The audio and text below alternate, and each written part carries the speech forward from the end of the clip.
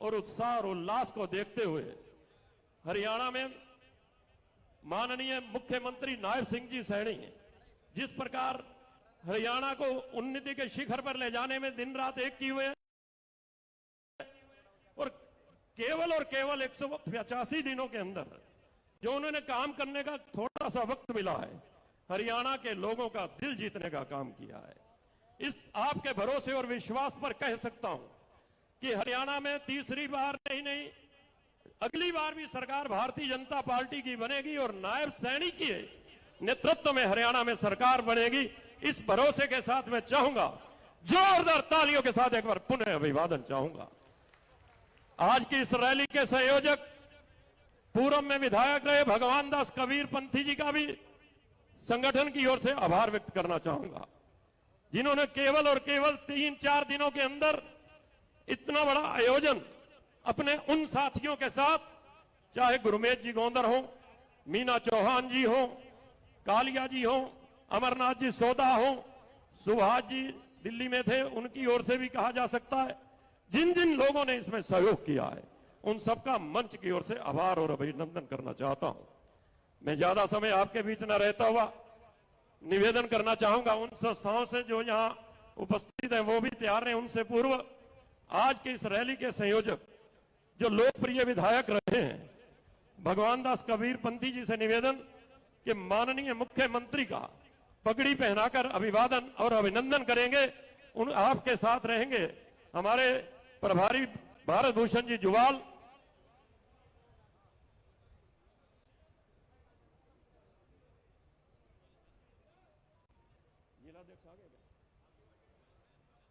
और जिला अध्यक्ष योगेंद्र जी राणा जो बड़े ही कर्मठ जिला अध्यक्ष है, उनसे भी निवेदन आप भी कृपया साथ में रहेंगे।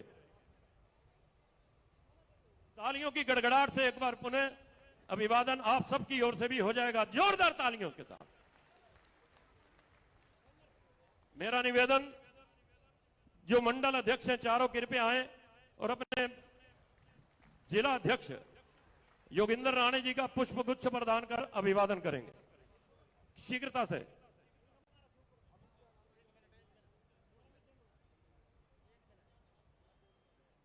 आज का ये जन आधार, आज का ये जन समूह इस बात को प्रमाणित करता है कि पिछली बार जो इस विधानसभा क्षेत्र में थोड़ी सी कमी रही, केवल 2000 मतों से हम पराजित हुए, अगली बार लगभग 50,000 मतों से इस विधानसभा से कमल खिलने का काम करेगा और उसमें आप सब उसमें सहयोगी होंगे। नायब सैनी जी मुख्यमंत्री होंगे। मीना चौहान जी से निवेदन है आप भी आए। अरे आ जाओ ना, अरे चलो ना, आप चलो। मंडल अध्यक्षों से निवेदन है कि आप कृपया जिला अध्यक्ष जी का पुष्प गुच्छ प्रदान कर अभिवादन करें।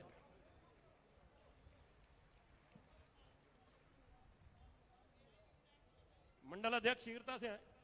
हो गया जिला अध्यक्ष। और अब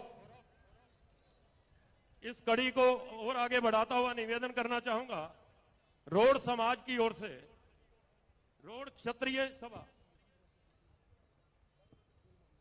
हमारे बीच में एक ऐसी शख्सियत उपस्थित है जो हिंदुस्तान की सबसे बड़ी लोकतांत्रिक पंचायत के निर्वाचित सदस्य हैं और वो उस लोकसभा क्षेत्र से आते हैं जहां लगभग 50 वर्षों से कमल खिला ही नहीं था। उन्होंने वह कमल खिलाने का ही काम नहीं किया, अपितु 3 बार अलीगढ़ का सांसद बनकर हिंदुस्तान की लोकसभा में पहुंचकर उस क्षेत्र की सेवा कर रहे हैं।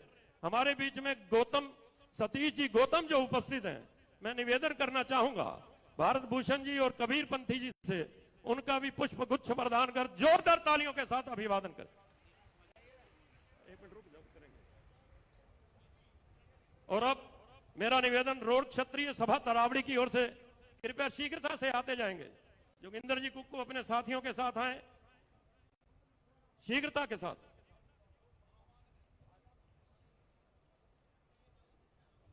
रघुमल, अरे जल्दी करो जो लिस्ट में है, आप चले जाओ। रघुमल जी भट्ट भी स्वागत करेंगे। और अब रोड क्षत्रिय सभा के उपरांत मेरा निवेदन जांगड़ा समाज से वो भी तैयार रहे और शीघ्रता से मंच की ओर आते रहे। सिख समाज की ओर से सरदार गुरदीप सिंह जी, सरदार कुलदीप सिंह जी, सरदार लवप्रीत सिंह जी, आप भी आए।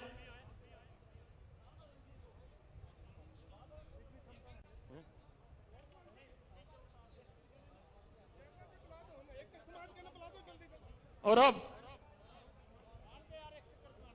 भूषण जी ने कहा है कि सभी संस्थाएं माननीय मुख्यमंत्री का अभिनंदन करके जाएंगी। उससे पूर्व मैं निवेदन करना चाहूंगा अपने बड़े ही कर्मठ जिला अध्यक्ष योगेंद्र राणा जी से आए और शब्दों के माध्यम से आप सबसे मतदान की भी अपील करेंगे और अभिनंदन करेंगे माननीय मुख्यमंत्री का योगेंद्र राणा जी।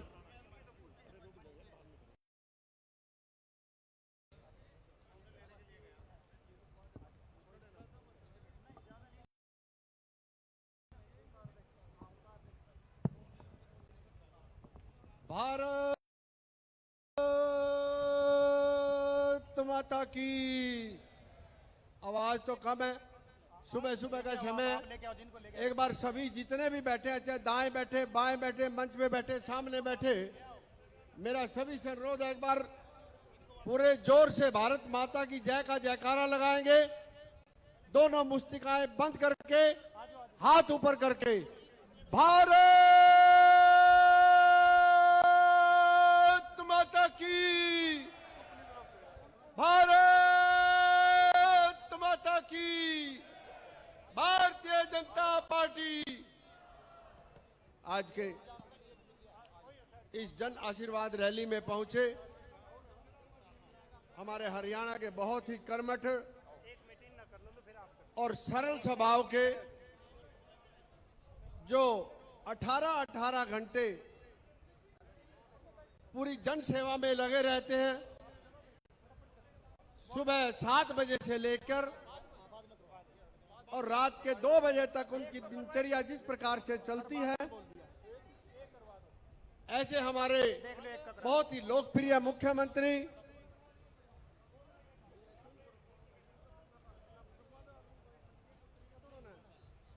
आदरणीय श्रीमान नायब सैनी जी, हमारे आज के इस जन आशीर्वाद रैली के संयोजक आदरणीय श्रीमान भगवान दास कबीर पंथी जी, हमारे जिला में जिला प्रभारी भारत भूषण जी,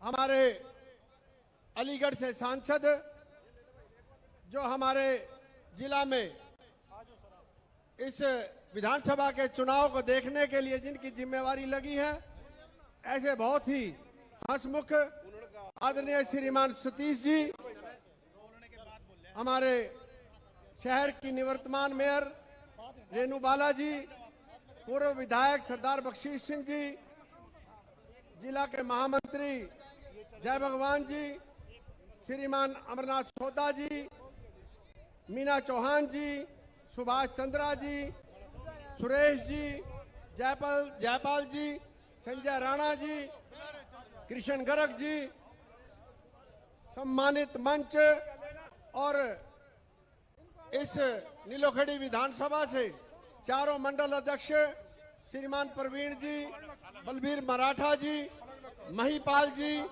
करमवीर शर्मा जी व यहाँ पर पहुंचे इस नीलोखड़ी विधानसभा के सभी बुजुर्गों, नौजवान साथियों, मातृशक्ति, प्रेस एवं मीडिया के मेरे सभी बंधुओं का मैं आज इस जन आशीर्वाद रैली में पहुंचने पर अपनी तरफ से, जिला भारतीय जनता पार्टी की तरफ से हार्दिक अभिनंदन करता हूं, स्वागत करता हूं और आप सबसे अनुरोध करता हूं कि माननीय मुख्यमंत्री जी के यहां पर पहुंचने पर आप एक बार फिर तालियों की गड़गड़ाहट के साथ इनका अभिनंदन करें, स्वागत करें। माननीय मुख्यमंत्री जी का, जैसा कि आप सब जानते हैं कि आने वाली 5 तारीख को, 5 अक्टूबर को विधानसभा का चुनाव है।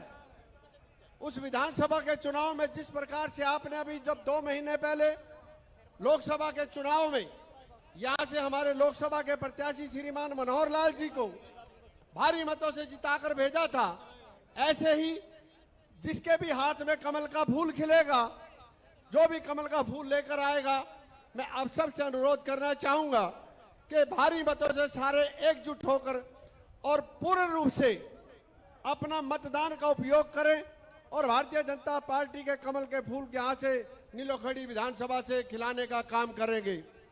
आप सब जानते हैं कि पिछले 10 वर्षों से केंद्र में भी नरेंद्र मोदी जी के नेतृत्व में और हरियाणा में पहले 9.5 वर्ष माननीय मनोहर लाल जी के नेतृत्व में सरकार चली और हमारे अब माननीय मुख्यमंत्री श्रीमान नायब सैनी जी के नेतृत्व में जिस प्रकार से सरकार चल रही है, जो मनोहर लाल जी के कामों को गति देने का काम कर रही है, वो अपने आप में हम सबको भरपूर उसकी जानकारी है। चाहे वो काम हर वर्ग के काम करते हैं, गरीब के लिए, कर्मचारी के लिए, व्यापारी के लिए, किसान के लिए, मजदूर के लिए, जो जो योजनाएं इन्होंने लागू की है। यदि मैं बात करूं योजनाओं पे जाना चाहूंगा, चाहे केंद्र की बात करें, चाहे राज्य सरकार की बात करें, इससे पहले की जितनी भी सरकारें बनी आज तक कभी भी इस प्रकार की योजनाएं किसी ने लागू नहीं की। क्योंकि आज वक्ता बहुत ज्यादा है, इसलिए मैं ज्यादा आपके बीच में समय न लेता हुआ मैं आप सबसे यही अनुरोध करूंगा कि 5 अक्टूबर को पूरा, जैसे एक भारतीय जनता पार्टी का नारा है कि पहले मतदान फिर जलपान, और यहां से इस नारे को साकार करते हुए यहां से कमल खिलाने का काम करेंगे। आप सबका यहां पहुंचने पर, जितने भी यहां पर भारतीय जनता पार्टी के कार्यकर्ता, इस विधानसभा के जितने भी सज्जन पुरुष यहां पर आए हैं, मैं एक बार फिर सबका अभिनंदन करता हुआ माननीय मुख्यमंत्री जी का भी यहां पहुंचने पर हार्दिक आभार और धन्यवाद करता हूं। जय हिंद, जय भारत। बहुत बहुत धन्यवाद। और अब मैं निवेदन करना चाहूंगा, जो इस विधानसभा से एक बार 2014 से 2019 तक हरियाणा विधानसभा में पहुंचकर इस क्षेत्र के विकास में बहुत बड़ा योगदान दिया और आज की इस रैली के मुख्य संयोजक के रूप में भी भगवान दास कबीरपंथी जी से निवेदन आए और शब्दों के माध्यम से माननीय मुख्यमंत्री का अभिवादन करें। भगवान दास कबीरपंथी जी।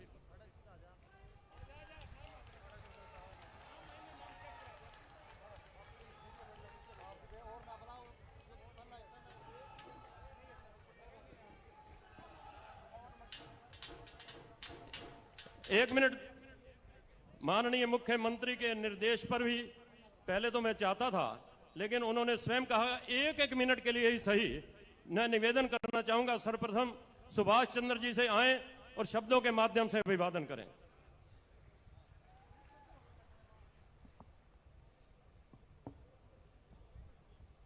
भारत माता की। आवाज नहीं है, मैं बोलूंगा कहो दिल से, आप बोलेंगे नायब फिर से, कहो दिल से। आवाज नहीं आई, बहुत बड़ी संख्या है, कहो दिल से, जोर से कहो दिल से।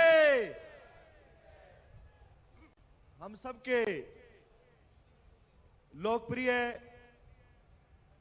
लाडले मुख्यमंत्री आदरणीय श्री नायब सैनी जी, हमारे करनाल के प्रभारी सांसद महोदय, इस मंच पर उपस्थित भारतीय जनता पार्टी के श्रेष्ठ और ज्येष्ठ नेतागण और इस पंडाल में नीलोखेड़ी विधानसभा की ये सरदारी, ये देवतुल्य जनता आज इस बात का गवाह है कि तीसरी बार हमारे नायब सैनी जी प्रदेश के पूर्ण बहुमत से मुख्यमंत्री बनने वाले हैं।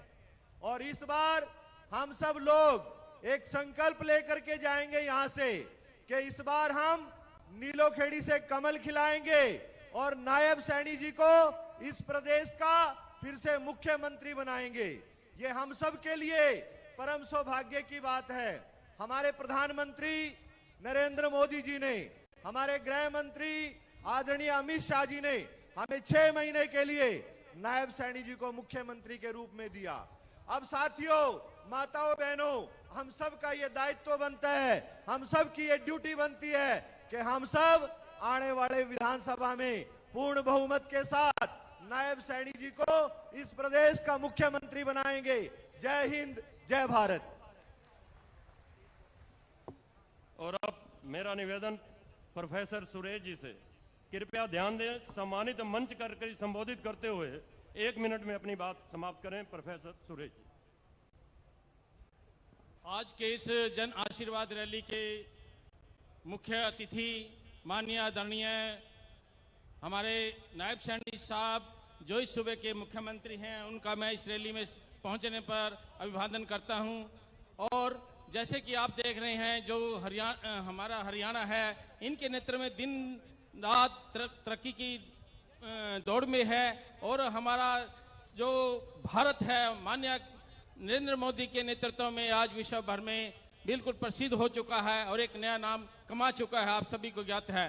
आज हमारे सूबे के मुख्यमंत्री नीलोखेड़ी इस विधानसभा क्षेत्र से जनता से अपना आशीर्वाद लेने के लिए आए हैं। और मैं सभी जनता से अपील करता हूं कि जो भी इस विधानसभा में कमल का फूल लेकर आएगा, सभी जनता उसको आशीर्वाद के रूप में उसे अपना आशीर्वाद देगी और माननीय मुख्यमंत्री के हाथ को मजबूत करेगी। मैं इन्हीं शब्दों के साथ पुनः आई हुई सभी नीलोखेड़ी की जनता का अभिवादन करता हूं, धन्यवाद करता हूं और अपील करता हूं कि आओ हम सब रल मिलकर एक सुशासित सरकार, एक सही सरकार जो मायने में सही काम कर रही है इस सूबे में, उसको चुने, उसका सपना साकार करें। सभी को जय भीम, जय भारत, जय भाजपा। धन्यवाद। मेरा निवेदन महिला मोर्चा की प्रदेश में उपाध्यक्षा श्रीमती मीना चौहान से आए और संक्षेप में अपनी बात रखें, जो कि माननीय मुख्यमंत्री जी ने दिल्ली में पहुंचना है शीघ्रता से। मीना चौहान जी।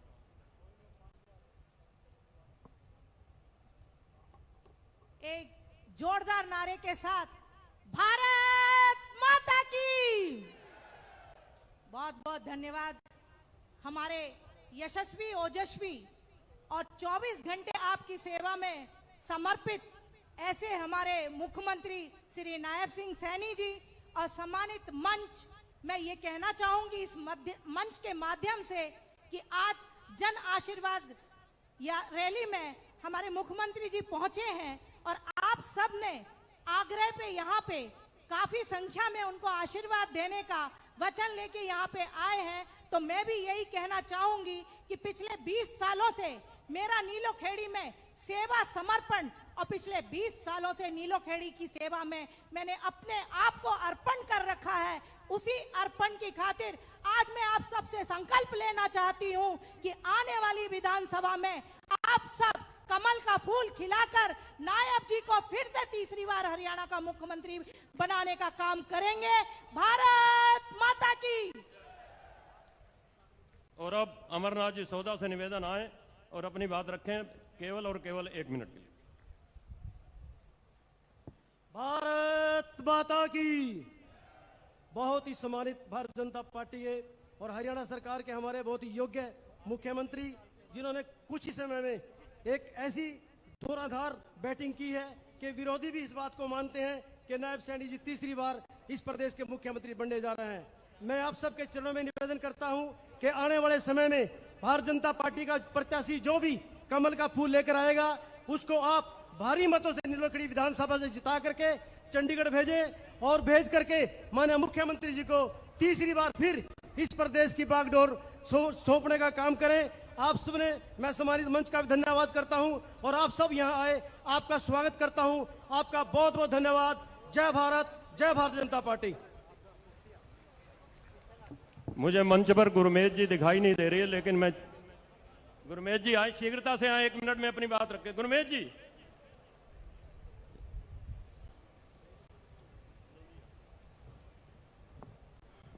भारत माता की। दोनों हाथ उठा के जयकारा लगाएंगे, भारत माता की। मंच पर विराजमान हरियाणा प्रदेश के लोकप्रिय मुख्यमंत्री और हमारे जन जन के नेता माननीय नायब सैनी जी, हमारे पार्टी के जिला अध्यक्ष योगेंद्र राणा जी, मैं तमाम मंच पर बैठे सभी नेताओं का धन्यवाद करता हूं। यहाँ हजारों की संख्या में लोग आए, इनका भी धन्यवाद करता हूं। माननीय मुख्यमंत्री जी से मैं विश्वास दिलाना चाहता हूं, जिस भी कैंडिडेट को आप यहाँ पर कमल का फूल देके भेजोगे, हम सब लोग उसको जिताने का काम करेंगे। बहुत बहुत धन्यवाद। मुझे इस बात की प्रसन्नता है और इस बात का गौरव भी है, ये भारतीय जनता पार्टी का कार्यकर्ता ही कर सकता है। जिन्होंने चुनाव लड़ने की इच्छा जाहिर की, उन्होंने मंच पर आकर खुले मन से कहा है, जिसके हाथ में कमल होगा, जिसे भारतीय जनता पार्टी प्रत्याशी बनाकर भेजेगी, उसे भारी मतों के साथ विजयी बनाकर हम हरियाणा विधानसभा में पहुंच जाएंगे। और इनका अभिनंदन और अभिवादन तालियों के साथ करता हुआ निवेदन करना चाहूंगा, हमारे आज की इस रैली के संयोजक पूर्व में विधायक भगवान दास कबीरपंथी जी से आए और शब्दों के माध्यम से अभिनंदन करें माननीय मुख्यमंत्री का।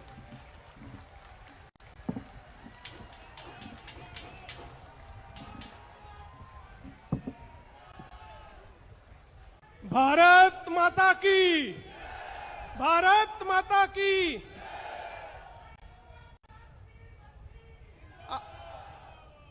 आज त्रावड़ी की इस ऐतिहासिक नगरी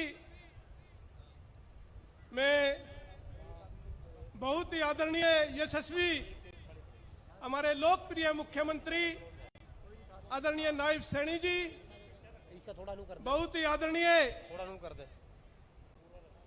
हमारे जिला करनाल में इन चुनावों के नाते प्रवासी प्रभारी के नाते पहुंचे आदरणीय सतीश गौतम जी, बहुत ही आदरणीय हमारे जिलाध्यक्ष भाई योगिंदर राणा जी, हमारे जिला के प्रभारी भाई भारत भूषण जोयल जी, पूर्व विधायक सरदार बख्शीश सिंह जी, पूर्व में मेयर रही बहन रेणुबाला गुप्ता जी, हमारे सभी सम्मानित मंडल अध्यक्ष, सभी हमारे जिला के दोनों महामंत्री और मंच पर उपस्थित बहुत ही सम्मानित हमारे सभी नेतागण, सभी हमारे आज इस रैली में माननीय नायब सैनी जी को अपना आशीर्वाद देने के लिए पहुंचे सभी मेरे पिता तुल्य बुजुर्गों, साथियों, माताओं, बहनों, इलेक्ट्रॉनिक्स व प्रिंट मीडिया के सभी मेरे साथीगण, और हमारा बहुत ही हर जब भी कोई कल्चर प्रोग्राम या कोई राजनीतिक या कोई धार्मिक प्रोग्राम है, पंडित ईश्वर चंद शर्मा जी का हमेशा आशीर्वाद रहा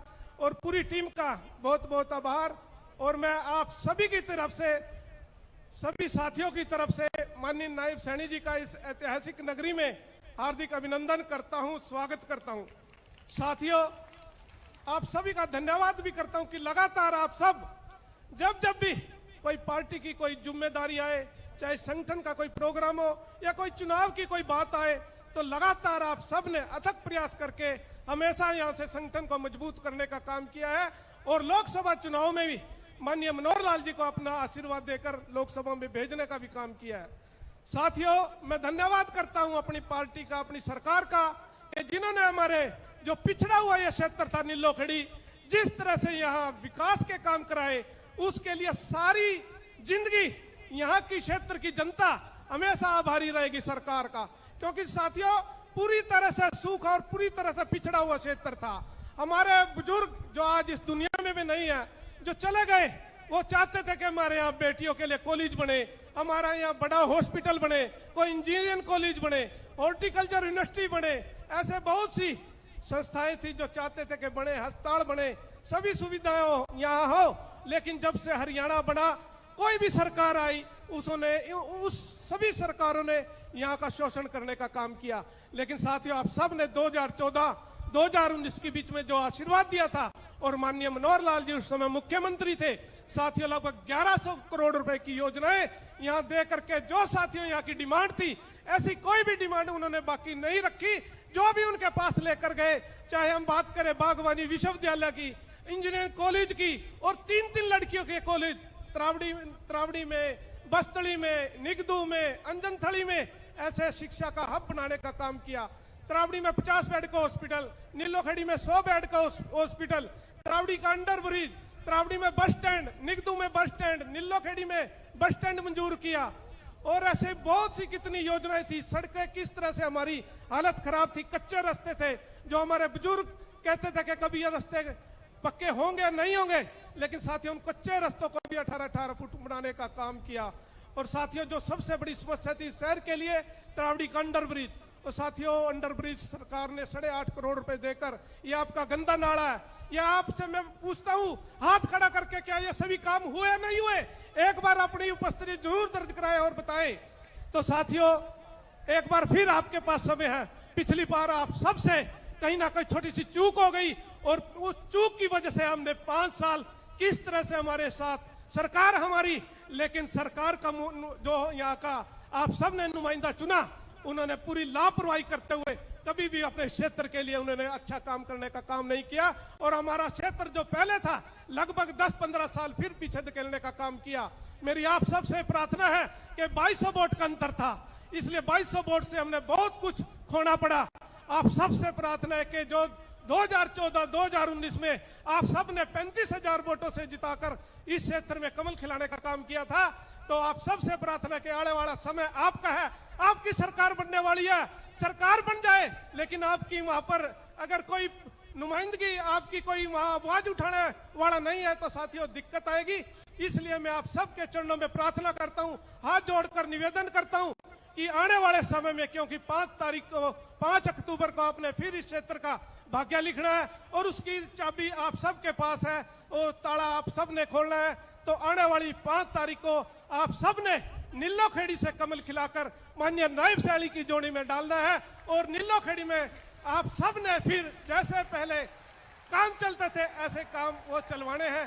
तो मैं आप सभी से प्रार्थना करूंगा कि हाथ उठाकर माननीय नायब सैनी जी को अपना आशीर्वाद देकर जो मैं कह रहा हूं उस पर मोहर लगाने का काम करेंगे। पुनः आप सबकी तरफ से धन्यवाद भी करता हूं और एक बार सभी बंद आपने हाथ उठाकर बंद मुट्ठी करके एक नारा लगाऊंगा, इसी में अपने मुख्यमंत्री समझाएंगे कि नीलो खेड़ी में कमल खिलने जा रहा है। तो मैं आपसे एक नारा लगवा रहा हूं, भारत माता की। बहुत बहुत धन्यवाद।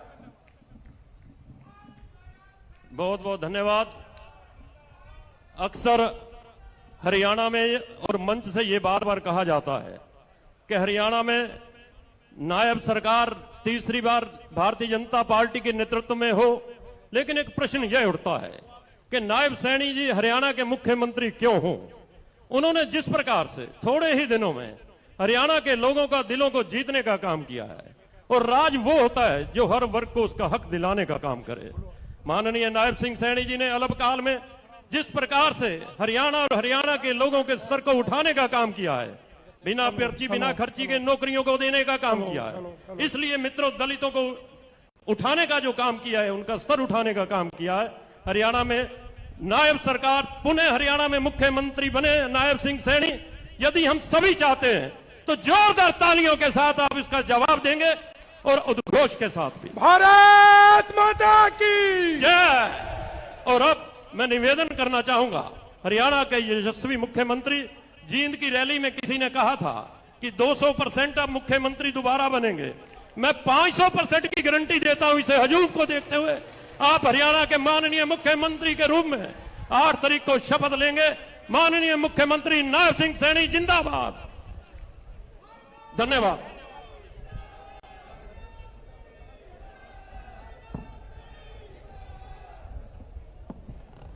भारत माता की।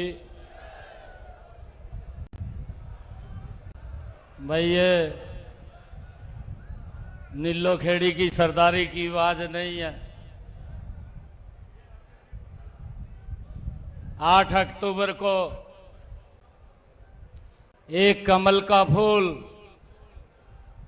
नीलो खेड़ी से चंडीगढ़ जा रहा है।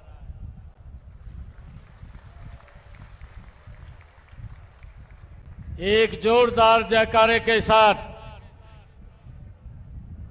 विजय की संकल्प की मुट्ठी भींच करके ये आवाज दुनिया के सबसे लोकप्रिय नेता भारत के यशस्वी प्रधानमंत्री नरेंद्र मोदी जी को सुनाई दे कि आज नीलो खेड़ी की सरदारी ने यह संकल्प ले लिया है कि 8 अक्टूबर को कमल का फूल खिल करके चंडीगढ़ में जाएगा। एक जोरदार जयकारे के साथ भारत माता के। बहुत बहुत धन्यवाद। मंच पर विराजमान आज के इस कार्यक्रम के आयोजक, पूर्व में इस क्षेत्र के विधायक रहे भगवान दास कबीरपंथी जी, जिला के हमारे लोकप्रिय अध्यक्ष योगेंद्र राणा जी और अलीगढ़ सांसद से, अलीगढ़ से हमारे बीच में हम सबका सहयोग करने के लिए आए हैं मेरे बहुत ही पुराने मित्र, लगातार तीसरी बार जो नरेंद्र मोदी जी को प्रधानमंत्री बनाने में अपनी भूमिका जिन्होंने अदा की है, तीसरी बार जो सांसद बने हैं, ऐसे हमारे इस करनाल जिला के प्रभारी सतीश गौतम जी मेरे बड़े पुराने मित्र हैं। जब मैं सांसद अभी लोकसभा में था तो हम दोनों मिलकर के एक कमेटी में गरीब लोगों के लिए काम करते थे। उसमें बड़ा सहयोग वो सतीश गौतम जी का मिलता था।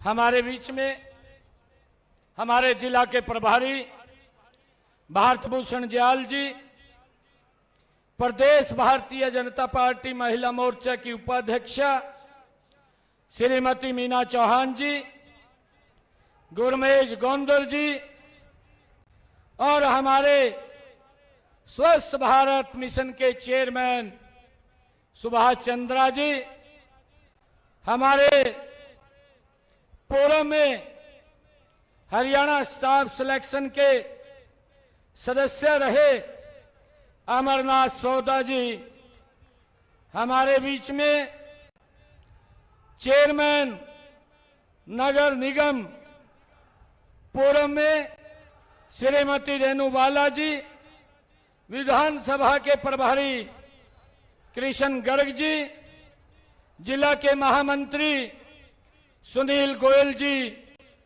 जिला के हमारे दूसरे महामंत्री जय भगवान जी, जिला के उपाध्यक्ष राजवीर शर्मा जी और हमारे विधानसभा के संयोजक शिवनाथ कपूर जी, हमारे नीलोखेड़ी मंडल के माननीय अध्यक्ष बलबीर मराठा जी, प्रवीण गुप्ता जी, निशिंग मंडल से हमारे महिपाल राणा जी, निगदो मंडल से Karambir Sharma ji, rice mill association के प्रधान नरेश कुमार बंसल जी, जिला के हमारे अध्यक्ष संजय राणा जी, जिला अध्यक्ष ओबीसी मोर्चा राजेश सैनी जी और हमारे डीएससी समाज के सभी व्यक्तिगण और मंच पर विराजमान सभी पार्टी के पदाधिकारी और आज इस नीलोखेड़ी की इतनी भारी संख्या में गांव-गांव से बूथ से आए हुए इतनी भारी संख्या में सभी महानुभाव मातृशक्ति आप सबको दोनों हाथ जोड़ करके मैं राम राम करता हूं। आप सबका दिल से धन्यवाद करता हूं। आज इतनी भारी संख्या में हमारी मातृशक्ति भी आज मुझे और मेरी पार्टी को आशीर्वाद देने के लिए आई है। मैं विशेष रूप से मातृशक्ति को भी मैं प्रणाम करता हूं और हमारे सभी मंडलों के जिला के पदाधिकारी हमारे इधर बैठे हैं, इन सब को भी मैं दिल से धन्यवाद करता हूं। भाइयों, चुनाव शुरू हो गया है और 5 अक्टूबर को हम सब ने मिलकर के कमल का बटन दबाना भी है, कमल का बटन दबवाना भी है। और भाइयों, जब 8 अक्टूबर को रिजल्ट आएगा, मुझे पूर्ण विश्वास है जो जोश, जो उत्साह आज मैं नीलोखेड़ी के लोगों का देख रहा हूं। जब 8 तारीख को रिजल्ट आएगा तो नीलोखेड़ी से एक कमल का फूल खिल करके चंडीगढ़ के अंदर जाएगा। भाइयों, आज मुझे पूर्ण विश्वास है, क्योंकि मैं जब ये देख रहा हूं पिछले 10 वर्षों में ये डबल इंजन की सरकार ने लोगों के जीवन को सरल करने के लिए लगातार मजबूती से कार्य किया है। और भाइयों, हम हर वर्ष आदरणीय प्रधानमंत्री जी बोलते हैं, वो हमें कहते हैं कि जो काम आप लोग करते हैं वो हर वर्ष लोगों के बीच में जाकर के साझा करना चाहिए, लोगों को बताना चाहिए। भाइयों, हर वर्ष हम लोगों के बीच में जाकर के अपने कामों के बारे में कि हमने 1 साल में ये कार्य किए हैं उनके बारे में बताने का काम करते हैं। परंतु भाइयों, कांग्रेस पार्टी है, उनके पास बोलने के लिए कुछ नहीं है, कहने के लिए कुछ नहीं है, लोगों के बीच में भ्रम का जाल फैलाने का काम करते हैं। झूठ बोल करके वो अपना उल्लू सीधा करना चाहते हैं और झूठ बोल करके वोट ले करके लोगों का शोषण करना उनके डीएनए के अंदर है और उनकी ये फितरत भी है। भाइयों, इस बात को लेकर के भी हमें सोचना समझना चाहिए। मैं आपको बताना चाहता हूं, लोकसभा के अंदर भी उनके पास कोई विजन नहीं था, उनके पास बताने के लिए कोई योजना नहीं थी कि हम ये करेंगे या हमने ये कार्य किए हैं। परंतु भाइयों, झूठ का सहारा ले लिया और झूठ का सहारा ऐसा लिया कि जो डॉक्टर भीमराव अंबेडकर जी ने उस पवित्र संविधान की रचना की, उसी को उठा करके खड़े हो गए और राहुल गांधी ने उसको उठाया। आगे जितने उनके लोग थे उन्होंने भी उसको उठा करके इस प्रकार का दुष्प्रचार शुरू कर दिया कि नरेंद्र मोदी अगर तीसरी बार प्रधानमंत्री बनेगा तो संविधान खत्म हो जाएगा। भाइयों, इस प्रकार का झूठ ये कांग्रेस के लोग, और भाइयों उन्होंने तो घर घर जा करके एक और बड़ा झूठ बोल दिया। कहने लगे कि 4 तारीख को जो ही रिजल्ट आएगा 8,500 रुपया खटाखट खटाखट खाते के अंदर आ जाएंगे। ये इतना बड़ा झूठ बोल दिया कि लोगों को गुमराह करने का काम ये कांग्रेस के लोग झूठ बोल करके करते हैं। परंतु भाइयों, अब जब उनके पास कुछ बचा नहीं है, एक और झूठ लेकर के चल दिए। ये भूपेंद्र सिंह हुड्डा, ये कांग्रेस के लोग भाइयों ये लेकर के चल दिए, कहा हिसाब मांगो, यात्रा। ठीक है भाई, मैंने तो बताया है, हम तो आप लोगों के बीच में आकर के हर वर्ष अपना हिसाब देते हैं कि हमने क्या किया है क्या नहीं किया है। परंतु हुड्डा साहब, मैंने आपसे कुछ क्वेश्चन किए थे। मैंने कहा था आप हिसाब मांगने तो चल दिए हैं, परंतु 10 वर्ष तक आपने भी हरियाणा प्रदेश के ऊपर शासन किया है, आप मुख्यमंत्री रहे हैं, आप भी 10 वर्षों में क्या क्या काम किया है। मेरे कुछ क्वेश्चन हैं, आप उनका उत्तर देने का काम करें। भाइयों, 2 महीने हो गए, आज तक कोई जवाब नहीं है। हमारे पत्रकार साथी खड़े हैं, मैंने इनको भी कहा है कि आप उनको कम से कम पूछ तो लें। ये भी कहीं कहीं पूछते हैं और जब पूछते हैं तो कोई जवाब नहीं है, एक ही बात बोलते हैं, कहा बेरोजगारी बढ़ गई। भाई, तेरी सरकार के अंदर क्या हालात हुए हैं, कितनी नौकरी दी है, तू भी तो बताने का काम कर, खाली झूठ बोलने का काम मत करें। भाइयों, इन्होंने जो हिसाब मांगो यात्रा लेकर के निकले हैं, भाइयों मुझे तो इनके ऊपर एक बात याद आती है कि जो ये लोग आज हिसाब मांगो यात्रा लेकर के निकले हैं। भाइयों, एक कहावत मैंने पीछे भी कही थी, एक इनके ऊपर कहावत ये बैठती है कि दिल में कसक है। ये कांग्रेस के लोगों के ऊपर ये कहावत चरितार्थ होती है, दिल में कसक है, चेहरे पर नकाब लिए फिरते हैं। दिल में कसक है, चेहरे पर नकाब लिए फिरते हैं। भाइयों, जिनके खुद के खाते खराब हैं वो हमारा हिसाब लिए फिरते हैं।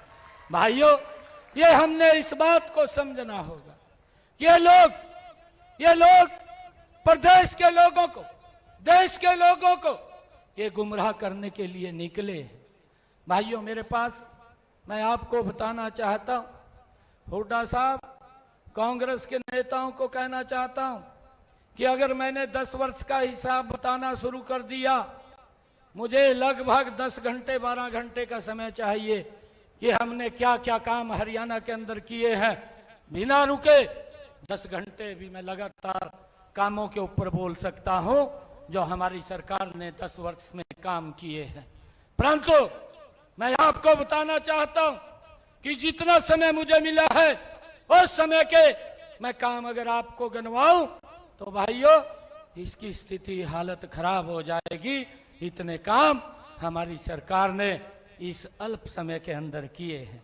भाइयों, मैं बताना चाहता हूं 12 मार्च को आदरणीय प्रधानमंत्री जी ने, आदरणीय अमित शाह जी ने, आदरणीय जगत प्रकाश नड्डा जी ने, आदरणीय मनोहर लाल जी ने आपके इस गरीब परिवार के बेटे को हरियाणा प्रदेश की ये जिम्मेवारी दे करके आपके बीच में भेजा।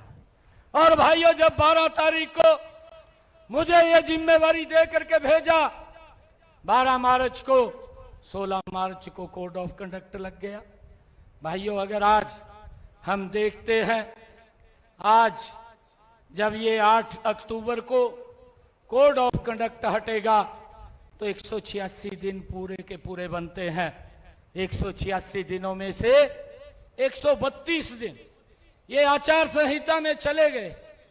आचार संहिता जो 16 मार्च से लगी थी, 6 जून को हटी थी, और अब 16 अगस्त से ये आचार संहिता लगी और 8 ये अक्टूबर को हटेगी।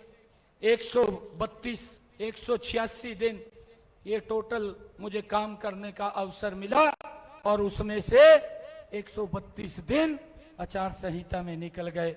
मात्र 56 दिन मुझे काम करने का मौका मिला है, बहुत कम मौका मिला है। और मैं बताना चाहता हूं कि इन 56 दिनों में आपकी सरकार ने क्या क्या काम किए हैं। भाइयों, 6 जून को आचार संहिता हटती है। 7 जून को मैंने यहीं करनाल के अंदर एक कार्यक्रम किया कि हमारे जो गरीब परिवार के लोग हैं जिनकी इनकम 1 लाख रुपए से कम है, उन्होंने दवाई लेने के लिए किसी को हॉस्पिटल जाना पड़ता है, किसी को सामान लेने के लिए बाजार जाना पड़ता है, किसी को कहीं रिश्तेदारी में किसी फंक्शन में शामिल होने के लिए जाना पड़ता है। भाइयों, हमने हैप्पी कार्ड 7 तारीख को लोगों के बीच में यहीं पर दिया और 1000 किलोमीटर तक हरियाणा रोडवेज की बस में वो 1 साल में फ्री यात्रा कर सकेगा, उसका कोई किराया नहीं लगेगा। ये निर्णय हमारी सरकार ने किया और उसका लाभ लगभग 23 लाख परिवारों को, 84 लाख लोगों को हरियाणा प्रदेश के अंदर देने का काम ये हमारी सरकार ने किया है। भाइयों, 8 तारीख को हमने ये निर्णय किया कि हरियाणा प्रदेश के अंदर बिना पर्ची बिना खर्ची के 50,000 युवाओं को और सरकारी नौकरी देने का मैंने घोषणा की और मैंने कहा कि हम 50,000 और युवाओं को सरकारी नौकरी देंगे। भाइयों, मैंने 9 तारीख को जो एक और निर्णय किया, यह भी बड़ा निर्णय था कि हमारे हरियाणा प्रदेश के अंदर जो एससी और बीसी समाज की धर्मशालाएं थी हरियाणा प्रदेश के अंदर, उनको मैंने पंचकुला के अंदर एकत्र किया और उन सब के जो प्रमुख लोग थे उन सबको बुला करके एक समय के अंदर उनके बीच में बैठ करके 118 करोड़ रुपया उनके नवीनीकरण के लिए जारी करने का काम ये हमारी सरकार ने किया है। भाइयों, 10 जून को जो भूपेंद्र सिंह हुड्डा भाइयों 100-100 गज के प्लाट दे करके चला गया था, ना कागज थे ना कब्जा था, लोग घूम रहे थे। मैंने 10 जून को ये निर्णय किया, सोनीपत के अंदर बड़ा कार्यक्रम किया और बड़े कार्यक्रम के अंदर पूरे हरियाणा प्रदेश के अलग अलग जिलों में हमारे सभी मंत्रीगण उस कार्यक्रम के अंदर बीच में रहे और 20,000 ऐसे लोगों को चिन्हित किया और चिन्हित करके उनको मौके पर ही कागज भी दिए, कब्जा भी दिया, 100 गज का प्लाट देने का काम ये हमारी सरकार ने किया है। भाइयों, हमने ये भी निर्णय लिया है, मैंने अधिकारियों को कहा कि ये हमने 100 गज के प्लाट ये 20,000 लोग जो घूम रहे थे उनको तो देने का काम किया है, परंतु जो और कुछ लोग बचे हैं जिनके पास 100 गज का प्लाट नहीं है उसके लिए मैंने रजिस्ट्रेशन खोला और आचार संहिता लग गई है।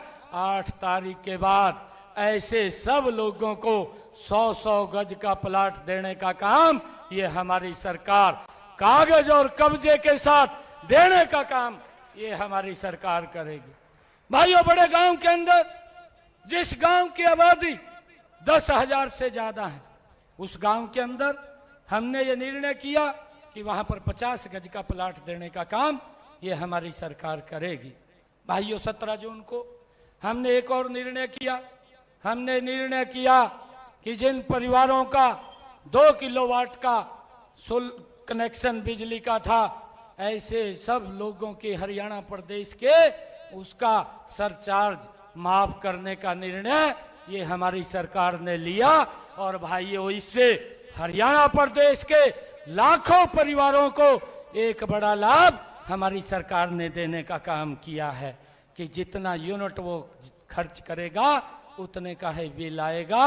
अगर वो 1 महीने में कहीं घूमने जाता है, 1 भी यूनिट खर्च नहीं करता तो उसका बिजली का बिल 0 करने का काम ये हमारी सरकार ने निर्णय किया है। भाइयों, इसका मंथली मिनिमम चार्ज समाप्त करने का काम ये हमारी सरकार ने किया है। भाइयों, मुझे खुशी है कि मैंने 19 जून को एक और बड़ा कार्यक्रम जींद के अंदर किया। जो हमारे श्रमिक भाई थे, जब मैंने देखा कि उनकी बेटी के कन्यादान का पैसा रुका हुआ है, उनकी मजदूरी के टूल के पैसे रुके हुए हैं, ऐसे सब श्रमिकों को हरियाणा प्रदेश के जींद के अंदर मैंने एक बड़ा कार्यक्रम किया और उस बड़े कार्यक्रम के अंदर हरियाणा प्रदेश के श्रमिकों के खाते के अंदर जो उनका बेनिफिट का पैसा रुका हुआ था 80 करोड़ रुपया उनके खाते के अंदर पहुंचाने का काम भी ये हमारी सरकार ने किया है।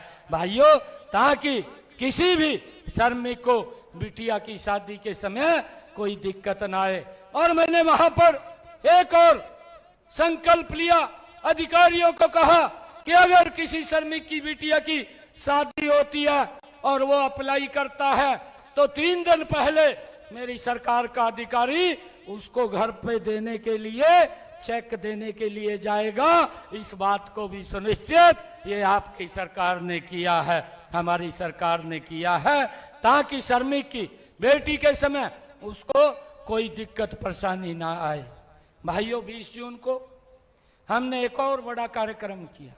हिसार के अंदर महाराजा अग्रसेन हवाई अड्डा उसके विस्तारीकरण के लिए 544 करोड़ रुपए के कार्यों की शुरुआत करने का परियोजनाओं को मैंने हिसार के अंदर जाकर के लोगों के बीच में एक बड़ा कार्यक्रम की शुरुआत की है।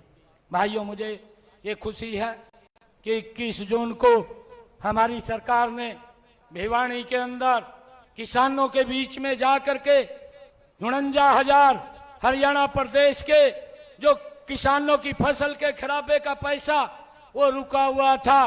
भिवानी के अंदर जा करके किसानों के बीच में 133 करोड़ रुपया उनके खाते के अंदर पहुंचाने का काम ये आपके इस सरकार ने, आपके बेटे भाई ने किया है। भाइयों, मुझे खुशी है कि 25 जून को 26 जून को हमारी सरकार ने एक और निर्णय किया है।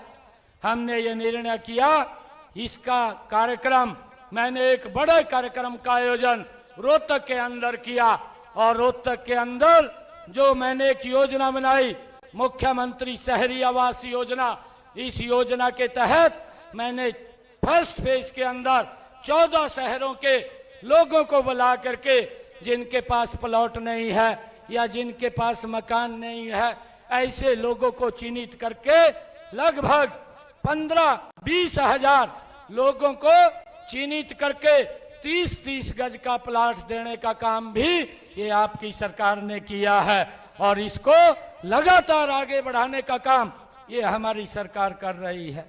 भाइयों, मैंने 27 जून को एक और निर्णय किया, ये भी बड़ा किसानों के हित के अंदर निर्णय था कि मैंने ये अधिकारियों को कहा कि जिन्होंने 2023 तक कनेक्शन अप्लाई किए हुए हैं उन सबको जारी करने का निर्णय भी ये हमारी सरकार ने लिया है।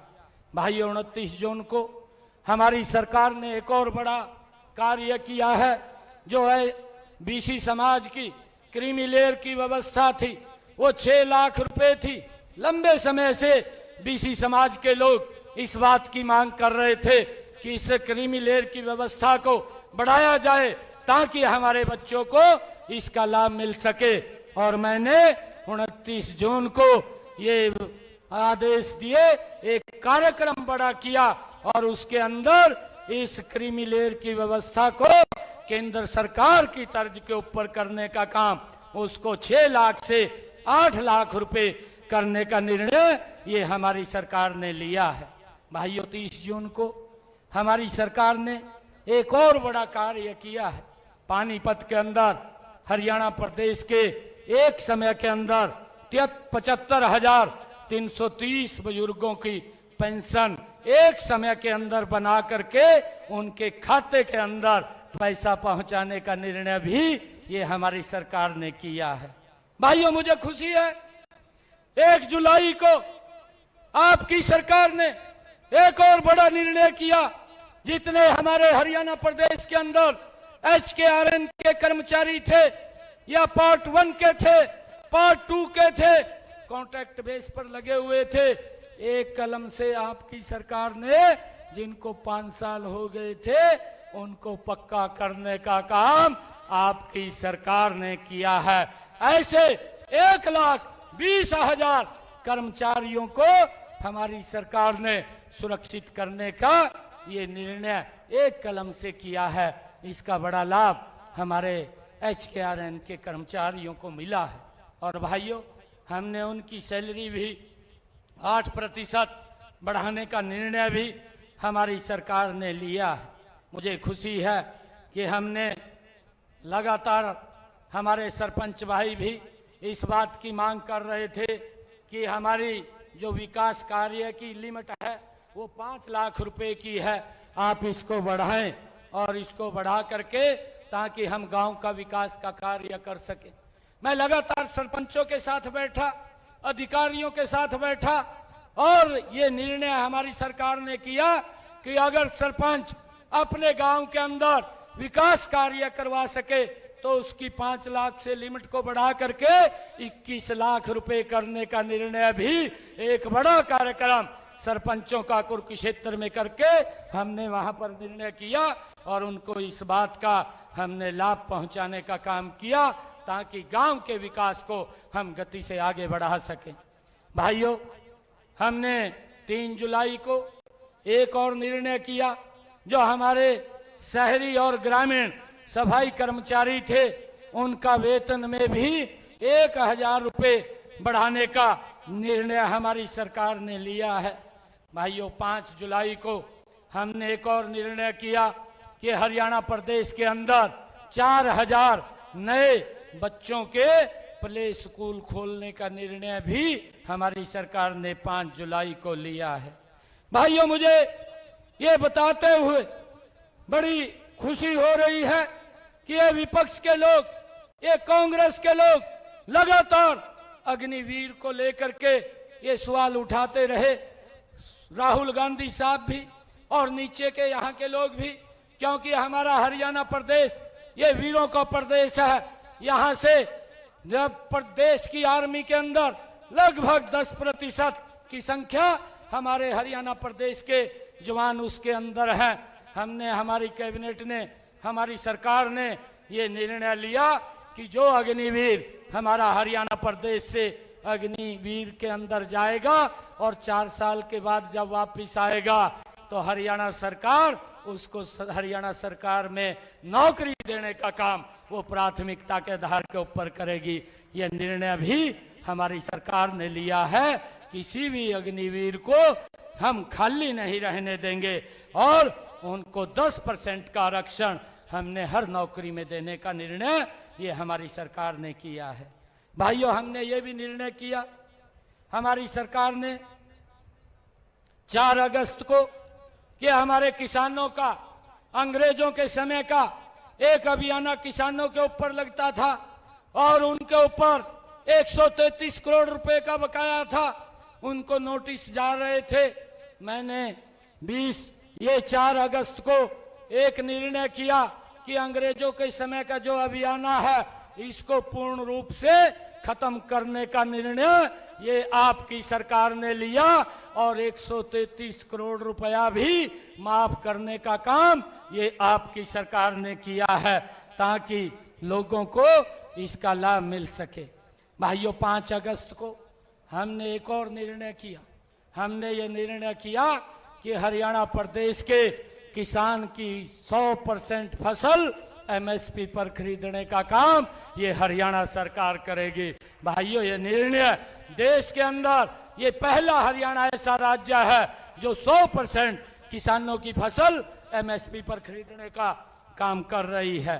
भाइयों, हमने हरियाणा प्रदेश के गौशालाओं के सभी प्रतिनिधियों को पंचकुला के अंदर 6 अगस्त को बुला करके एक निर्णय किया कि अगर कोई व्यक्ति गौशाला खोलना चाहता है उसको कोई CLU लेने की आवश्यकता नहीं है, उससे मुक्ति देने का काम किया और करोड़ों रुपया उस दिन उनके खाते के अंदर पहुंचाने का काम ये हमारी सरकार ने किया है। भाइयों, 7 अगस्त को हमारी सरकार ने एक और बड़ा निर्णय किया। तीज का पर्व था, तीज के पर्व के ऊपर हमारी सरकार ने निर्णय किया कि जो हमारी माताएं बहनें, जो हरियाणा प्रदेश के लगभग 50 लाख परिवारों को इसका लाभ मिलेगा। हरियाणा प्रदेश की 2 करोड़ 80 लाख की आबादी, जिसमें से 1.5 करोड़ से ज्यादा लोगों को इसका लाभ मिलने वाला है। हमारी सरकार ने निर्णय किया कि जो हमारी माताएं बहनें हैं उनको गैस का सिलेंडर 500 रुपए के अंदर उपलब्ध होगा। ऊपर का जितना भी पैसा है वो हरियाणा सरकार देने का काम करेगी। इसका लाभ भी हरियाणा प्रदेश के अंदर मेरी माताओं बहनों को देने का कार्य ये हमारी सरकार ने किया है। उसका लाभ भी हमारी माताओं बहनों को पहुंच रहा है। आज ऐसी हमारी माताएं बहनें जिनकी आय 1,80,000 रुपए से कम है, उनको 500 रुपए में गैस का सिलेंडर ये उपलब्ध हो रहा है। ये निर्णय भी हमारी सरकार ने लिया है। भाइयों, हमने एक और निर्णय किया। हमने 9 अगस्त को जो लंबे समय से TGT के टीचर थे वो कोर्ट के अंदर फंसे हुए थे, उसका निर्णय कोर्ट ने दिया और दे करके हमने उसको प्राथमिकता के आधार पर सभी 7,500 TGT के टीचरों को पंचकुला में बुला करके उनको हमने ज्वाइनिंग लेटर देने का काम ये हमारी सरकार ने बिना पर्ची बिना खर्ची के युवाओं को देने का काम किया है। भाइयों, 12 अगस्त को हमने एक और निर्णय किया कि जो हमारी ऐसी समाज की बेटियां हैं जो सरकारी स्कूल में पढ़ती हैं और जिनके नंबर 90% से ज्यादा आते हैं। 10वीं और 12वीं की बेटियों को प्रोत्साहन राशि देने के लिए हमने एक योजना बनाई, मेधावी छात्रवृत्ति योजना, और उस योजना के माध्यम से उन बच्चियों को 1,11,000 रुपए की नगद राशि देने का निर्णय भी ये हमारी सरकार ने किया, ताकि बेटियों को कोई दिक्कत परेशानी ना हो। भाइयों, हमारी सरकार ने ये भी निर्णय किया है कि जो हमारी 1,80,000 रुपए से जिनकी इनकम कम है, उनकी बेटियों को ग्रेजुएट पोस्ट ग्रेजुएट तक फ्री में एजुकेशन देने का निर्णय भी हमारी सरकार ने किया है। भाइयों, मुझे खुशी है कि 16 अगस्त सुबह जिस दिन कोड ऑफ कंडक्ट लगा, उस दिन भी मैंने एक बड़ा निर्णय सुबह किया। शाम को कोड ऑफ कंडक्ट लग गया। 16 अगस्त को मैंने निर्णय किया था कि अब की बार बरसात कम हो रही है, मेरे किसानों के खर्चे ज्यादा हो रहे हैं, उनके खर्चे कम होने चाहिए, और वो खर्चे कम करने के लिए हमने ये निर्णय किया कि प्रति एकड़ 2,000 रुपया किसान के खाते के अंदर पहुंचाने का निर्णय भी ये हमारी सरकार ने किया है। और भाइयों, 525 करोड़ रुपए की पहली किस्त हमने जारी भी कर दी है, किसानों को वो लगातार मिल रही है। ये निर्णय भी हमारी सरकार ने किया है। भाइयों, लगातार हमारी सरकार ने एक मिशन मोड के अंदर, आप लोग देख रहे हैं, इस छोटे से कार्यकाल के अंदर हमने काम किया है। ये हिसाब मैं कांग्रेस के लोगों को नहीं, मैं ये हिसाब मेरी नीलोखेड़ी की सरदारी बैठी है, मैं उनको देने के लिए आया हूं कि हमने छोटे से समय में कितनी गति से हरियाणा प्रदेश के अंदर कार्य करने के लिए किया है। परंतु मैंने ये हिसाब यहाँ नीलोखेड़ी के अंदर दिया है। हुड्डा साहब भी सुन रहे होंगे। हुड्डा साहब, ये तो मेरा 56 दिन का कार्यक्रम था, ये तो ट्रेलर है। हुड्डा साहब, ट्रेलर है, अभी तो पिक्चर बाकी है, जो 8 तारीख के बाद आपको दिखाने का काम ये हरियाणा की हमारी भारतीय जनता पार्टी की सरकार करेगी।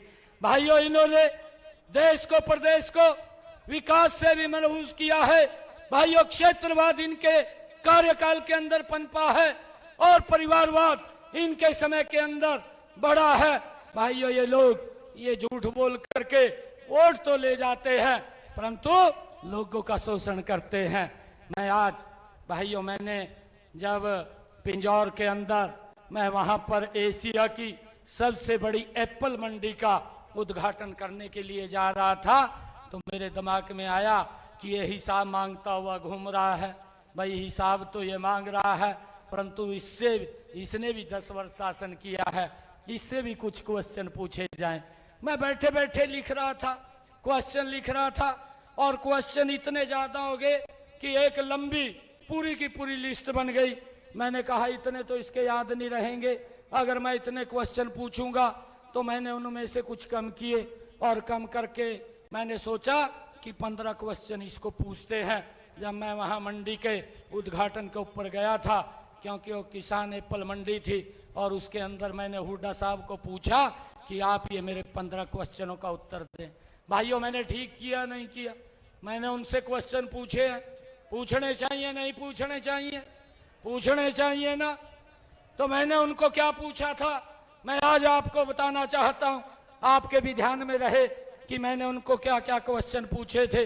मैंने एक क्वेश्चन उनको पूछा था, मैंने अभी 4 रोज पहले चंडीगढ़ के अंदर मैं पत्रकारों से बात कर रहा था, तो मैंने उस दिन भी मैंने पत्रकारों के माध्यम से हुड्डा साहब कांग्रेस के नेताओं को इस बात के लिए चैलेंज किया था कि अगर आप 15 क्वेश्चनों का उत्तर नहीं दे सकते, कम से कम मेरे 5 क्वेश्चनों का तो उत्तर दे दो, जिससे मुझे संतुष्टि हो जाएगी कि भाई आपने काम ठीक किया है।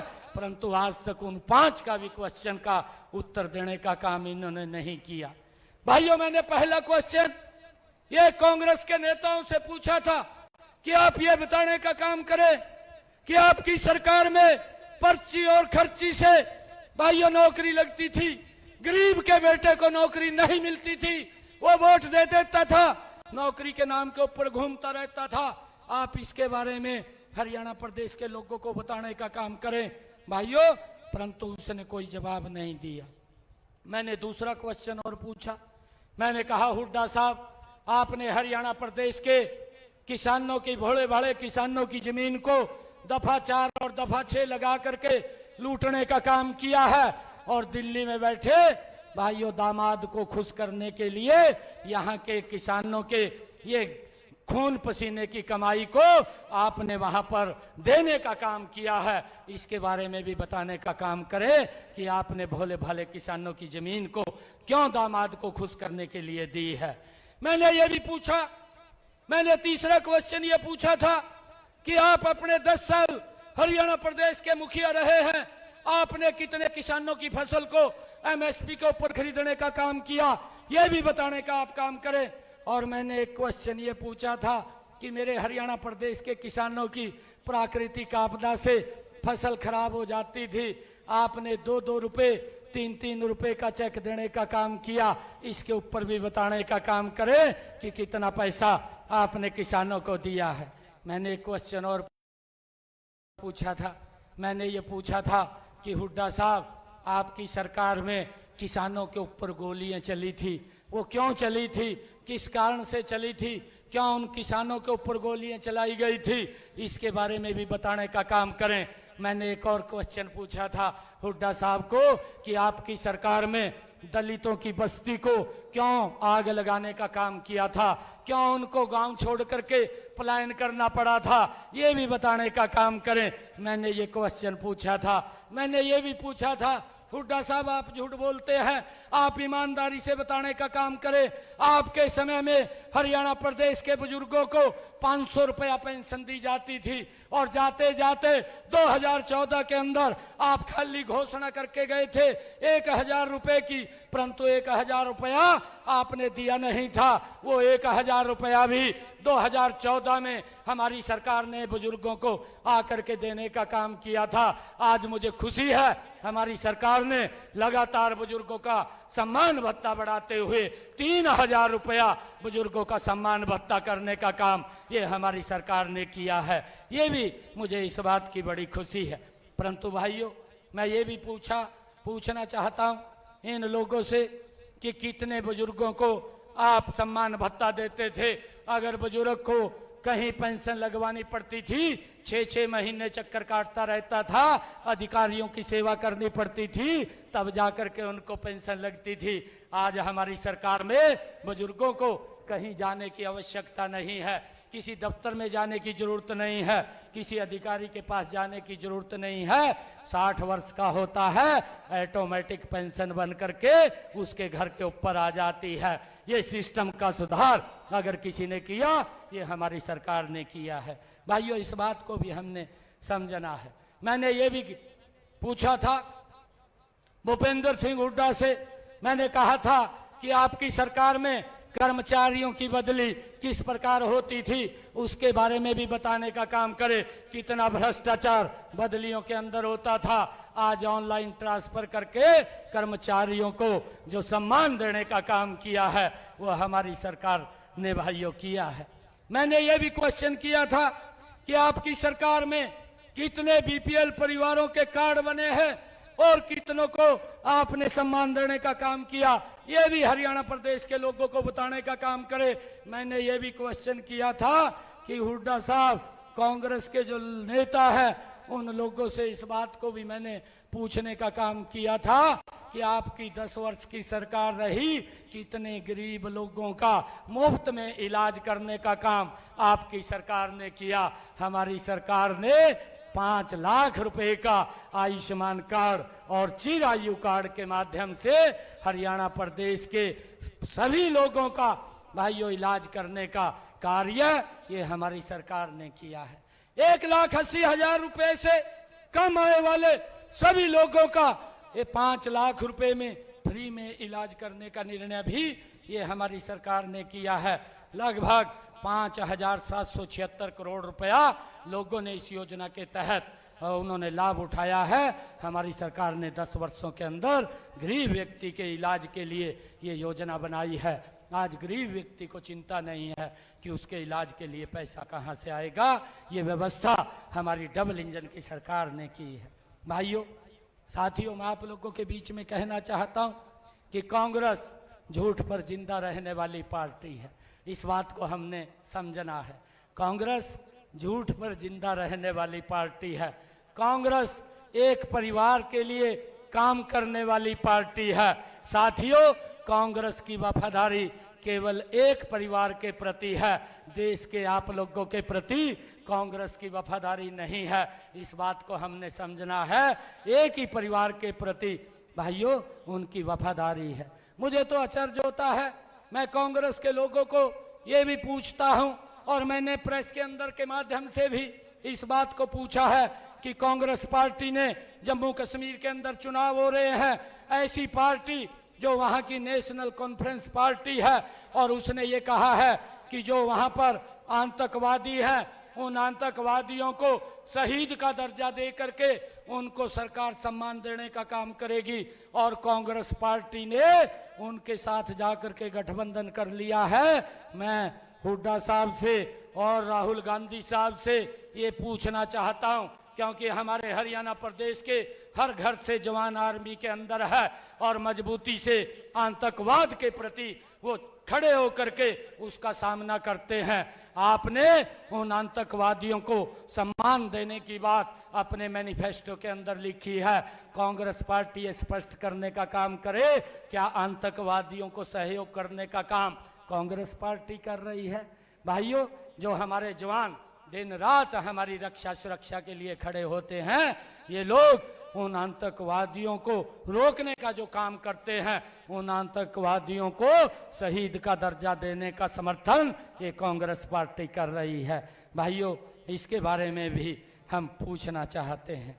भाइयों, मैं ये भी उनको पूछा था कि इन्होंने किस प्रकार से पंजाबी समाज को अपमानित करने का काम बापू बेटे ने किया था, उसके बारे में भी बताने का काम करें। इन्होंने ये शब्द कहे थे कि ये पंजाबी कहाँ से आ गए, हमें मालूम नहीं है, इनकी संस्कृति हमारे से मेल नहीं खाती।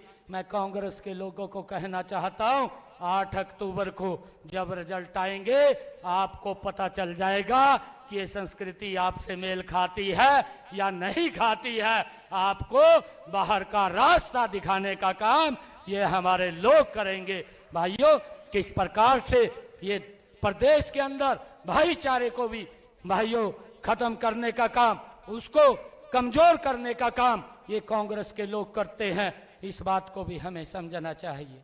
भाइयों, मुझे ये बताते हुए आप लोगों के बीच में बड़ा गर्व हो रहा है कि हमारी सरकार ने पिछले दिनों में जो नीलोखेड़ी विधानसभा के अंदर काम किए हैं, मैं उसका थोड़ा सा ब्यौरा आप लोगों के बीच में रखना चाहता हूं कि हमारी सरकार एक मिशन मोड के अंदर काम करती है और कांग्रेस की सरकार कमीशन मोड में काम करती है, भ्रष्टाचार बढ़ाने का काम करती है। मैं आपको बताना चाहता हूं कि चिड़ाव से कैथल तक सड़क को 4गामी करने का कार्य 175 करोड़ रुपए की लागत से ये हमारी सरकार में किया गया है। नीलोखेड़ी में रेलवे के ऊपरगामी पुल का निर्माण 32 करोड़ रुपए की लागत से ये हमारी सरकार में किया गया है। नीलोखेड़ी कारसा डांड सड़क को 21 करोड़ 97 लाख रुपए की लागत से चौड़ा और मजबूत किया गया है। नीलोखेड़ी विधानसभा हलके की 28 सड़कों की 19 करोड़ 27 लाख रुपए की लागत से उनका नवीनीकरण किया गया है। गांव बस्तली में राजकीय कन्या महाविद्यालय का निर्माण 18 करोड़ 68 लाख रुपए की लागत से ये हमारी सरकार के द्वारा किया गया है। निसिंग में नए राजकीय महाविद्यालय की स्थापना 13 करोड़ रुपए की लागत से भाइयों वहां पर की गई है। निगदू में सीवरेज व्यवस्था का निर्माण 14 करोड़ 77 लाख रुपए की लागत से किया गया है।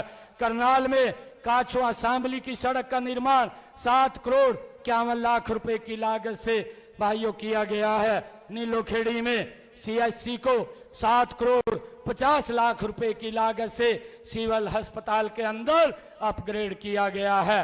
तरावड़ी रेलवे ओवरब्रिज के नीचे अंडरपास का निर्माण 6 करोड़ 32 लाख रुपए की लागत से भाइयों हमारी सरकार के द्वारा किया गया है। नीलोखेड़ी में 6 MLD क्षमता के सीवरेज ट्रीटमेंट प्लांट के अपग्रेडेशन का कार्य 5 करोड़ 78 लाख की लागत से वो किया गया है। भाइयों, हमारी सरकार में राजकीय इंजीनियरिंग कॉलेज नीलोखेड़ी में अनुसूचित जाति की छात्राओं के लिए छात्रावास 5 करोड़ 35 लाख रुपए की लागत से बनाया गया है। निसिंग में 4 MLD क्षमता के सीवरेज ट्रीटमेंट प्लांट के अपग्रेडेशन का कार्य 5 करोड़ 20 लाख रुपए की लागत से किया गया है। त्रावड़ी में 5.5 MLD क्षमता के सीवरेज ट्रीटमेंट प्लांट के अपग्रेडेशन कार्य 5 करोड़ 17 लाख रुपए की लागत से किया गया है। गोंदर गांव में 33 KVA का सब स्टेशन जो 5 करोड़ 16 लाख रुपए की लागत से वहां बनाया गया है। निगदूप तहसील के 4 नए भवन का निर्माण 3 करोड़ 77 लाख रुपए की लागत से किया गया है। त्रावड़ी में 50 बिस्तरीय अस्पताल का निर्माण 3 करोड़ 72 लाख रुपए की लागत से किया गया है। पधाना गांव में नई PSC का निर्माण 3 करोड़ 60 लाख रुपए की लागत से ये हमारी सरकार के अंदर किया गया है। भाइयों, मैं लगातार अपनी सरकार के कामों के बारे में, जो हमारी सरकार ने काम किए हैं, उसके बारे में आप लोगों को अवगत कराया है। ये लोग हिसाब मांगते घूम रहे हैं। मेरा आप लोगों से आग्रह है, ऐसे लोगों से हिसाब पूछना भी चाहिए। आप लोगों का बनता भी है कि आपने इतने लंबे समय तक देश और प्रदेश के ऊपर शासन किया है। आप कुछ तो बताइए क्या क्या काम आपने किए हैं। भाइयों, मुझे खुशी है आप लोगों के बीच में बताते हुए कि अभी हमारी सरकार ने एक और यहाँ नीलोखेड़ी की पंचायतों के लिए जो पैसा अभी मैंने जारी किया था, इस कोड ऑफ कंडक्ट 6 जून के बाद मैंने जो पैसा जारी किया था, वो पैसा था जो हमारी नीलोखेड़ी ग्राम की पंचायतें हैं, उनके लिए मैंने 29 करोड़ 5 लाख 53 हजार रुपए की राशि विकास कार्यों के लिए यहाँ नीलोखेड़ी की विधानसभा क्षेत्र की पंचायतों के लिए भी अभी जारी की थी, ताकि गांव के विकास वो गति से हो सके। ये हमारी सरकार का ये निर्णय कि लगातार गति से हमारी सरकार विकास कार्यों को बढ़ा रही है। भाइयों, मैं आज आप सबके बीच में इस जन आशीर्वाद रैली के बीच में आज नीलोखेड़ी की सरदारी का आशीर्वाद मैं अपने लिए और अपनी पार्टी के लिए लेने के लिए आया हूं। मुझे विश्वास है मातृशक्ति इतनी भारी संख्या में बैठी है कि आप लोगों का आशीर्वाद हमें भरपूर मिलेगा। और मैं आप लोगों से अपील करना चाहूंगा कि 1 महीने से भी का समय रह गया है। इस 1 महीने के अंदर जहां हमारे रिश्तेदार हैं, मित्र प्यारे हैं, उन सबको बोल करके कमल का बटन दबवाने का काम करें और तीसरी बार हरियाणा में भारतीय जनता पार्टी की सरकार को बनाने का काम करें। भाइयों, ये आशीर्वाद मैं आप सबके बीच में लेने के लिए आया हूं। मुझे पूर्ण विश्वास है, नीलोखेड़ी की सरदारी का विश्वास है कि आपका आशीर्वाद भरपूर मिलेगा। और जो ये लोग हिसाब मांग रहे हैं, मैं फिर दोबारा कह रहा हूं, ये तो ट्रेलर है। मैंने ट्रेलर दिखाया है, अभी तो पिक्चर बाकी है। 8 तारीख के बाद कांग्रेस को पिक्चर दिखानी बाकी है। एक इसी संकल्प के साथ हम सब यहाँ से, मैं आपका आशीर्वाद जब यहाँ लेने के लिए आया हूँ, एक जोरदार जयकारे के साथ आप अपने भाई, अपने बेटे को यहाँ पर आशीर्वाद देने का काम कमल के फूल के लिए करेंगे। और भाइयों, मुझे विश्वास है कि जब यहाँ कमल का फूल खिलेगा तो नरेंद्र मोदी जी और मजबूत होंगे और ताकत से हमारा सहयोग करेंगे और हरियाणा प्रदेश को हम नई विकास की ऊंचाइयों के ऊपर पहुंचाने का काम करेंगे। आप सब इतनी भारी संख्या में आए, आप सबका बहुत बहुत धन्यवाद। एक जोरदार जयकारे के साथ भारत माता के, भारत माता के, भारत माता के, वंदे वंदे नरेंद्र मोदी, नरेंद्र मोदी, नरेंद्र मोदी। बहुत बहुत धन्यवाद। आप हजारों की संख्या में पहुंचे इस हजूम को देखते हुए कहा जा सकता है कि आप हरियाणा के अगली बार भी मुख्यमंत्री होंगे और नीलोखड़ी विधानसभा से कमल खिलना तय है। भारत माता की। अब मैं निवेदन करना चाहूंगा उन संस्थाओं से जो माननीय मुख्यमंत्री जी का अभिवादन करने के लिए यहां उपस्थित हैं। रोड क्षत्रिय समाज की ओर से आशुतोष जी, राम सिंह जी, जोगिंदर जी और गुरमेज गोंदर जी से निवेदन आप भी शीघ्रता से करें। मंडल के अध्यक्ष प्रवीण जी गुप्ता, बलबीर मराठा जी, अरे चित्र देना इन्होंने। सिख समाज की ओर से ज्ञानी सरदार गुरदीप सिंह जी निसिंग से अपने साथियों के साथ आए। राजपूत समाज की ओर से विक्रम राणा जी, सतीश राणा जी, भूपिंदर राणा जी। राइस मिलर की ओर से हो चुका है। मंडी एसोसिएशन की ओर से शीशपाल जी की ओर से